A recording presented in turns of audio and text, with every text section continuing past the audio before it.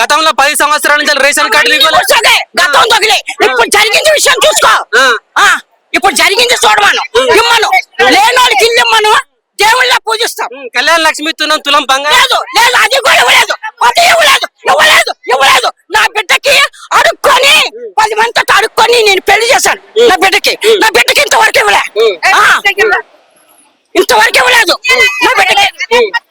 ఎంత బాధ అనిపిస్తుంది, నాకు కాలుకుంటే నడవలేను, నాకు మొగలు లేడు, నాకు దిక్కు లేదు, ఇంటి కట్టుకోలేకపోతే ఇంటికి ఒక్క నెలగా ఇంటి కట్టకపోతే తలుపులు తాళాలు వేస్తున్నారు. ఉన్నోళ్ళకే ఇచ్చాడా ఇల్లు డబుల్ బెడ్రూమ్. నేను అలా మాట్లాడుతున్నాను. గతంలో కేసీఆర్ కూడా డబుల్ బెడ్రూమ్ ఇచ్చింది కదా, అప్పుడు రాలేదా మరి మీకు?